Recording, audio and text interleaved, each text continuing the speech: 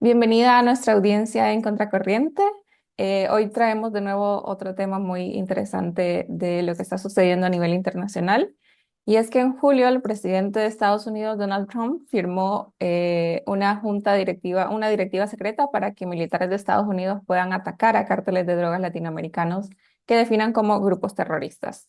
Ese mismo mes, Washington estableció que en Venezuela hay una organización denominada Cártel de los Soles, que encabezan Nicolás Maduro y otros altos funcionarios del país, conectadas con otros grupos que califica del mismo modo, como el Tren de Aragua y el Cártel de Sinaloa. Luego, a comienzos de agosto, el gobierno de Trump elevó a 50 millones la recompensa que ofrece por información que le permita capturar a Maduro. Pero estas semanas las tensiones han escalado tras el ataque de Estados Unidos a una lancha en el Caribe. Washington asegura haber golpeado directamente al Tren de Aragua, al que vinculan con Maduro, mientras que Venezuela acusa a Estados Unidos de fabricar pruebas con inteligencia artificial y denuncia que el despliegue naval es una amenaza inédita en la región. Ahora, para entender todas las implicaciones de este choque, las posibles salidas a la crisis, estamos hoy con Phil Gonson, quien es un analista senior de Crisis Group para la región andina y es un experto en la situación venezolana, que de hecho se encuentra allá. Entonces, primero, Phil, bienvenido, gracias por estar acá y primero me gustaría preguntar para alguien que no sigue de cerca la política venezolana, ¿cómo describiría la situación actual del país? Y su relación con Estados Unidos, que es realmente lo que está sucediendo. Bueno, buenos días y muchas gracias por la invitación. La situación es compleja, o sea, tenemos políticamente hablando, desde hace más de 20 años está en el poder el chavismo, llamado así, la Revolución Bolivariana, creada inicialmente por el presidente Hugo Chávez, un ex militar que hizo un intento de golpe en el 92 del siglo pasado.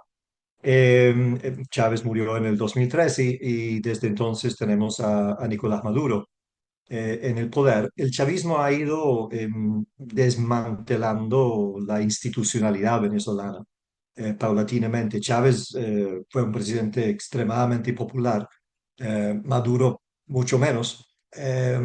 Pero ahora, debido al deterioro de las instituciones democráticas, ha resultado imposible sacarlo del poder. Hubo una elección presidencial el año pasado que él perdió, pero se negó a reconocer el resultado. En relación, bueno, económicamente también, o sea, debería decirle algo también sobre la situación económica, porque eso también se ha deteriorado muchísimo. Es un factor muy importante porque esa falta de oportunidades de trabajo, etcétera, ha provocado la emigración de aproximadamente unos 8 millones de venezolanos. En relación a los Estados Unidos, desde inicios del gobierno de Chávez siempre ha habido una relación muy tensa y Estados Unidos ha intentado de distintas maneras apoyar a la oposición venezolana en sus intentos por sustituir al chavismo en el poder. Y Donald Trump, tanto en su primera administración como en esta, ha optado por una política de máxima presión, de sanciones hasta, en este caso, presión militar. Aunque es cierto que al principio de este año, cuando Trump asumió el poder por segunda vez, optó por una vía mucho más suave. Intentó negociar con el gobierno de Maduro, pero en este momento estamos como en una situación un poco híbrida en ese sentido. Negociaciones siguen, pero tenemos este despliegue muy importante de fuerzas navales en el sur del Caribe y Maduro está evidentemente en la mira. Y justamente por ahí iba mi siguiente pregunta, ¿qué significa realmente este ataque en aguas internacionales y el despliegue militar de Estados Unidos en el Caribe? ¿Cómo lo podemos analizar también? Ha habido distintas interpretaciones formalmente digamos, desde el punto de vista de las declaraciones que emanan desde Washington. De lo que se trata es de una operación antinarcóticos, una operación para interrumpir, detener el flujo de drogas hacia Estados Unidos desde el continente sudamericano. Pero es evidente que la cosa no termina ahí porque está acompañada de una retórica extremadamente belicista y muy hostil hacia la figura de Maduro y su gobierno. Como decías en la introducción, han calificado a Maduro como jefe de un cartel del narcotráfico. Pam Bondi, la Attorney General, la ministra de Justicia, eh, dijo que Maduro era uno de los narcotraficantes más grandes del mundo. Eh, y han dicho, por ejemplo, la vocera de la Casa Blanca, Carolyn Leavitt, dijo hace poco que Trump estaba dispuesto a utilizar todos los medios a su alcance para llevar a Maduro a juicio. Entonces, evidentemente, la tensión está subiendo en este momento. ¿Y qué riesgos reales enfrenta Maduro ante este despliegue militar? ¿Cómo puede impactar esta presión externa también en la dinámica interna de Venezuela, sobre todo con el ejército, las élites cercanas al chavismo? Sí, bueno, Maduro, como decía, es un presidente muy poco popular que perdió una elección el año pasado. Está en una situación débil frente al electorado, pero tiene el apoyo de la Fuerza Armada. Eso es lo que lo ha sostenido en el poder. Y obviamente tiene acceso a a todos los ingresos del Estado. Y además, digamos, ingresos que provienen de los tráficos ilícitos, no solo el narcotráfico, sino el oro, diamantes, coltán, muchas cosas que produce Venezuela que hoy en día salen, como dicen en Venezuela, los caminos verdes, no por vías oficiales. Y que van en algunos casos a multar las cuentas de individuos en el gobierno, y en otros casos ayudan a financiar los gastos del Estado. Entonces, Maduro frente a esto, entonces todo depende realmente del apoyo de la Fuerza Armada. Yo creo que muy pocos analistas, si es que alguno, anticipa una invasión, una intervención directa militar de Estados Unidos en Venezuela. No, los marines, a pesar de que hay una fuerza de marines y están equipados para hacer un desembarco, la mayoría de la gente lo ve como un bluff. No, Trump no va a mandar tropas a ocupar Venezuela, pero al mismo tiempo está amenazando y eso abiertamente algunos voceros, por lo menos en forma anónima, han dicho, voceros, digo, la Casa Blanca, han dicho que les vendría bien si esa presión provocara divisiones dentro del gobierno de Maduro, sobre todo en los militares, evidentemente. Si los militares decidieran, por ejemplo, que Maduro hoy en día es un peso para ellos, que sería mejor sacarlo para contentar a Estados Unidos, para vivir mejor.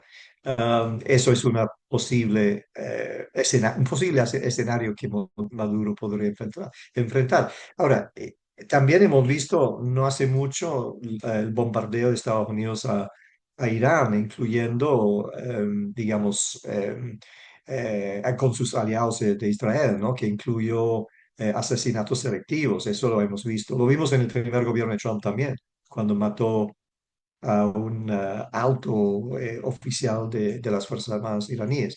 Entonces, yo creo que digamos, viéndolo desde aquí, si estuviéramos en los zapatos de Maduro o de su gente, su grupo, el grupo que está en el poder, tendrían que estar nerviosos, ¿no? Porque Trump es un poco impredecible.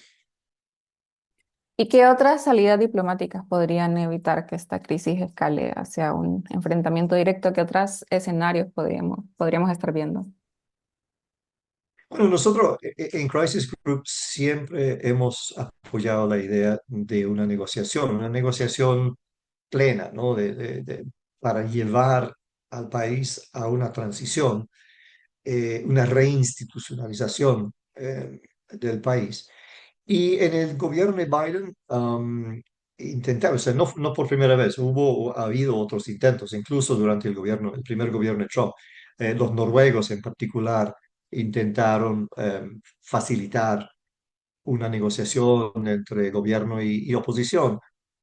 Hubo muchos altibajos, se suspendió varias veces.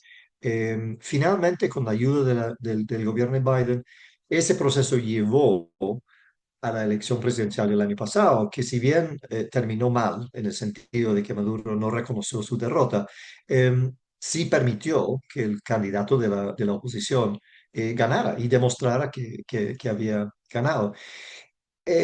Siempre pensamos que la única forma de que haya una transición viable, pacífica, duradera, sostenible, es a través de la negociación. Es muy poco probable que, por ejemplo, si Estados Unidos en este momento logra su propósito de causar el colapso del gobierno de Maduro, la división interna, eh, la salida de Maduro, eso podría parecer, digamos, una vía idónea en el sentido de que es rápido, ¿no?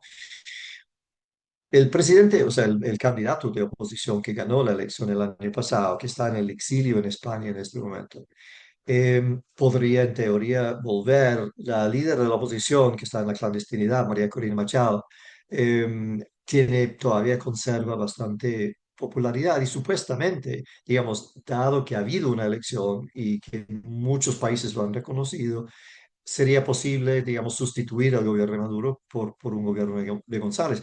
En la práctica, sería imposible, a mi juicio, garantizar el orden interno y la estabilidad y la continuidad de un gobierno así si no es con un acuerdo con la Fuerza Armada.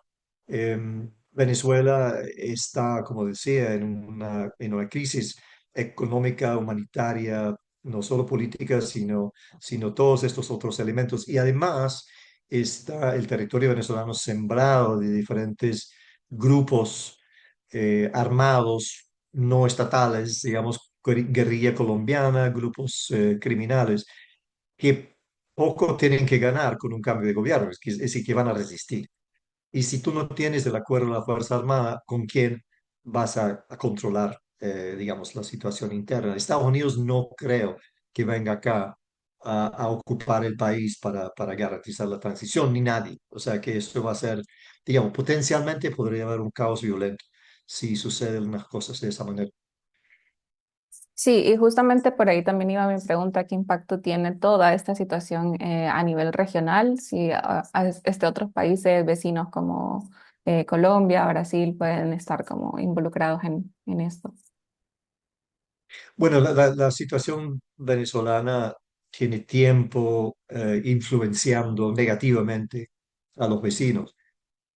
Quizá principalmente por el mismo tema de la migración, ¿no? La propia Colombia ha tenido que recibir y absorber más de 2 millones de venezolanos. Primera vez en su historia que Colombia recibe una cantidad tan grande de inmigrantes. Brasil, bueno, Brasil es un país más grande, ha recibido menos, también es un tema en Brasil, pero yo creo que el país más afectado es Colombia, aparte de, digamos, algunas de las islas más cercanas, las islas de las Antillas holandesas, por ejemplo, Trinidad, la propia Guyana, que es otro tema, porque Venezuela, como sabes, reclama 2/3 del territorio de Guyana como territorio propio, y eso también podría ser un factor. Pero el punto es que si no se controla la situación interna, los vecinos sufren por la migración, por la expansión del crimen y la guerrilla, hasta por temas de salud pública, porque obviamente es un territorio descontrolado, es fuente de todo tipo de enfermedades. Y obviamente también es un problema político para toda la región. La región está dividida en torno a la situación de Venezuela, cómo tratarlo. Ah, y los países más grandes, que todos tienen gobiernos más o menos de izquierda, digamos, México, Colombia, Brasil, todos están en contra de lo que está haciendo Estados Unidos. Temen la violación de la soberanía, que es un tema muy sensible, como sabes, para todos los países de la región. Bien, yo creo que con eso tenemos como bastante análisis. Phil, no sé si tiene algún otro tema que no hayamos tocado o cree que lo vimos. Yo creo ¿No? que eso es bastante completo. como te digo, o sea, mi mayor preocupación es que simplemente desestabilicen la situación y se van, ¿no? O sea Ujú. que ya arreglen ustedes, ya les quitamos el gobierno, o sea, ya vean ustedes cómo hacen. Am, y bueno, o sea, podríamos tocar el tema petrolero, o sea, que obviamente es importante porque Venezuela eso era un país em, petrolero muy importante. Pero no sé si quieres entrar en ese nivel de detalle. Sí, sí, sí, nos gustaría saber más también sobre cómo está esa situación en este momento. Ujú. Sí, bueno, al mismo tiempo que digamos que la economía en general se ha deteriorado, la industria petrolera, que ha sido siempre el motor de la economía venezolana, ha ido decayendo. O sea, nosotros digo, los que vivimos en Venezuela, hemos visto una reducción de más de 3 millones de barriles de petróleo al día producidos a aproximadamente 1 millón, o sea, una reducción de 2 tercios. Al mismo tiempo, las sanciones significan que buena parte de ese petróleo tiene que venderse por vías informales con un gran descuento.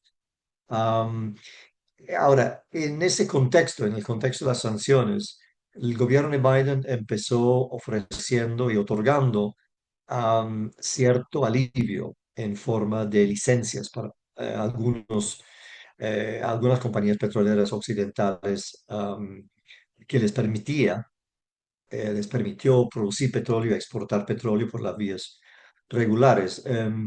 Trump dejó que esas licencias vencieran. Ha inventado una nueva licencia para la corporación Chevron, que en este momento está volviendo a producir petróleo y está empezando a vender otra vez, a proveer al mercado norteamericano. Es mucho menos, las condiciones son más estrictas, no es tan beneficioso para la economía, pero está ahí, o sea, es un poco contradictorio, un poco um, difícil de entender. O sea, por un lado, Trump describe a Maduro y a su gobierno como narcotraficantes y criminales que tienen que ser llevados a juicio. Por el otro lado, negocia con ellos la producción petrolera y además los vuelos de deportados, porque Maduro ha estado en los últimos meses aceptando 2 vuelos por semana de venezolanos deportados de Estados Unidos. Los contactos siguen, las conversaciones siguen, a pesar de toda la tensión en el ambiente. Y sigue habiendo cierto nivel, o ha habido, digamos, este año crecimiento económico. Pero los economistas pronostican que si persiste la actual situación, que el 2026 vamos a volver a una recesión. Venezuela vivió una situación terrible al final, unos años después de que Maduro llegó al poder, con una hiperinflación, un colapso de la producción, colapso en particular de los ingresos petroleros, porque el precio internacional bajó. Y obviamente es un mercado volátil y no se sabe qué va a pasar, pero en general los economistas no ven como muy positivo o no ven, digamos, ninguna posibilidad real de que Venezuela se pueda levantar económicamente en las actuales circunstancias. Perfecto, Phil. Yo creo que con eso te agradezco mucho. Nos ha quedado claro y vamos a estar pendientes pues, de la situación en Venezuela. Un placer tenerte por acá. Perfecto, siempre a la orden.